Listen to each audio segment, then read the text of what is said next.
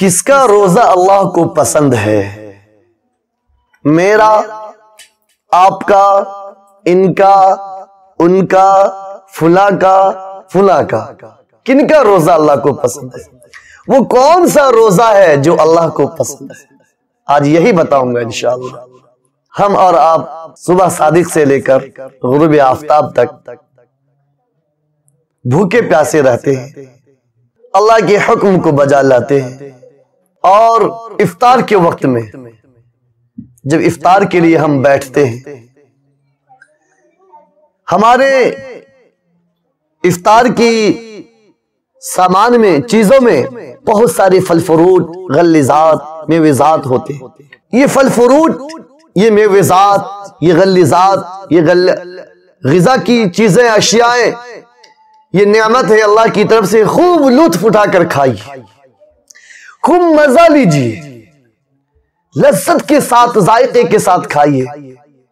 لیکن اگر وہ روزہ، وہ افطار کا سامان، وہ چیزیں حرام کمائی کی ہے نا، وہ اشیاء، وہ میوزات حرام پیسے کی ہے نا، رشوت کی ہے، دلالی کی ہے، سود کی ہے، بے ایمانی کی ہے، خیانت داری کی ہے، تو یاد رکھیے آپ کا جو لقمہ منہ میں جا رہا ہے نا، اور روزے کی برکات، ثمرات اٹھ کر آسمان کی طرف جاتا ہے، اللہ تبارک و تعالی اس روزے کو ایک پرانے کپڑے میں لپٹ کر آپ کے منہ پر مار دیتا ہے۔ سارا دن آپ کا بھوکا پیاسا رہنا، بھوک کی شدت برداشت کرنا، پیاس کی شدت برداشت کرنا، یہ سب رائے گا اور بیکار، سب رائے گا اور بیکار۔ اس لیے افطار اور سحر کا بالخصوص حلال کمائی کا اہتمام کیجیے۔ حرام لقمہ ہرگز منہ میں نہ جاوے، آدھا دن بھی نہیں جانی چاہیے۔ لیکن جب آپ 100 دن بھوکے پیاسے رہتے ہیں، نماز پڑھتے ہیں، ذکر و اذکار کرتے ہیں، تلاوت قرآن کرتے ہیں، تسبیحات پڑھتے ہیں، کلمہ کی ضربیں لگاتے ہیں، ائمہ اور علماء کی صحبت میں بیٹھتے ہیں، تفاسیر سنتے ہیں، احادیث سنتے ہیں، اور اس کے بعد جب آپ افطار پر بیٹھتے ہیں تو حرام لقمہ منہ میں ڈالتے ہیں، وہ تمام چیزوں کو نیست و نابود کر دیتے ہیں۔ 40 روز تک دعائیں قبول نہیں ہوتی، کوئی عمل قبول نہیں ہوتا۔ اس لیے حرام غذا سے بالخصوص بچیں اور حلال روزی کا اہتمام کریں۔ حلال روزی ہمارے دامن میں ہونی چاہیے، ہماری فطرت میں ہونی چاہیے، ہماری سوچ میں ہونی چاہیے، ہمارا فکر ہونا چاہیے کہ ہم جو لقمہ پیٹ میں ڈالیں، حلق میں ڈالیں، یاد رکھیں وہ حلال ہونا چاہیے۔ پھر انشاءاللہ روزہ رکھنے میں بھی مزہ آئے گا، افطار کرنے میں بھی مزہ آئے گا، اور روزے کے ثمرات کو حاصل کرنے میں بھی مزہ آئے گا، اور نماز پڑھنے میں بھی مزہ آئے گا، ذکر و اذکار میں بھی مزہ آئے گا، تلاوت قرآن میں بھی مزہ آئے گا، اور نیکی کی طرف رغبت پیدا ہوگی، بھلائی کی طرف رغبت پیدا ہوگی، ایمانداری کی طرف رغبت پیدا ہوگی، خیر خواہی کی طرف رغبت پیدا ہوگی۔ اگر ہم اور آپ ایسا کر پاتے ہیں تو مبارک ہو آپ کو۔ حرام مال سے بچیں، حرام مال سے بچیں، یہ آج یہی پیغام دینے آیا۔ یا ایھا الناس کلوا من طیبات، اللہ نے فرمایا ہے لوگوں حلال پاکیزہ رزق کھاؤ۔ یا ایھا الرسول کلوا من الطیبات واعملوا صالحا، کہ اے رسولو حلال رزق کھاؤ، حلال رزق کھاؤ اور اعمال صالحہ کھاؤ۔ پتہ یہ چلتا ہے حلال رزق اور اعمال صالحہ ایک دوسرے سے جوائنٹ ہے۔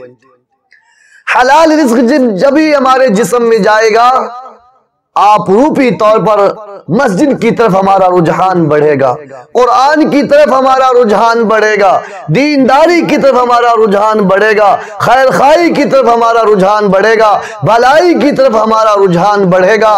اور جب حرام جائے گا تو مسجد سے آ کے بھی مسجد سے نکل جائیں گے، مسجد کے پاس بیٹھ کے بھی مسجد میں جانے کی توفیق نہیں ہوگی۔ نماز سے پہلے مسجد کے دروازے پر تھے، اذان سے پہلے مسجد کے گیٹ پر تھے، لیکن اذان کی آواز سن کر وہاں سے نکل کر بازار میں پہنچ گئے، دکان پر پہنچ گئے، مارکیٹ میں پہنچ گئے، اور چوک چوراہے پر پہنچ گئے، کھیت کھلیان میں پہنچ گئے۔ یاد رکھو میرے بھائیو، یہ حرام غذا کا سبب ہے، اثر ہے، حرام غذا کا اثر ہے۔ اللہ اگر توفیق نہ دے تو انسان کے بس کی بات نہیں، فیضان محبت عام صحیح، عرفان محبت عام نہیں۔ رب تعالیٰ کی بارگاہ میں ہر کوئی سجدہ کر لے، ہر کوئی پیشانی جھکا لے، ایسا نہیں۔ اللہ جس سے بلاتا ہے، جس سے خوش ہوتا ہے، جس سے راضی ہوتا ہے، جس سے اللہ چاہتا ہے کہ میرا بندہ میری دربار میں آئے، اس کو توفیق دیتا ہے کہ اس کو میرے سامنے سر جھکائے۔ ہم سمجھتے نماز نہیں پڑھتے، ارے اللہ تم سے ناراض ہے اس لیے نماز کی توفیق نہیں دے رہا۔ ہم سمجھتے کہ روزہ نہیں رکھ رہے، اللہ تم سے ناراض ہے، روزے کی توفیق چھین رہا ہے۔ اللہ تم سے ناراض ہے، زکوٰۃ کی توفیق تم سے چھین لی، اور حج کی توفیق بھی تم سے اللہ نے چھین لی۔ ہم خوش ہوتے ہیں کہ رمضان کے مہینے میں روزہ نہیں رکھ رہے، نماز نہیں پڑھ رہے، تراویح نہیں پڑھ رہے، ذکر و اذکار نہیں کر رہے، تلاوت قرآن نہیں کر رہے، ہم پورے خوش ہیں۔ یہ اللہ کی طرف سے گرفت ہے، پکڑ ہے کہ اللہ تجھے اپنی بارگاہ میں بلانا نہیں چاہتا، اللہ اپنا کلام تجھ میں تلاوت کروانا نہیں چاہتا۔ حاضرین، اس لیے افطار کے وقت میں ہم سب کو حلال کمائی سے افطار کرنا ہے، حرام کو چھوڑ دینا ہے۔ اللہ تبارک و تعالی ماہ مقدس کی صدقے میں ہم سب کی تمام گناہوں پر پردہ پوشی فرما دے۔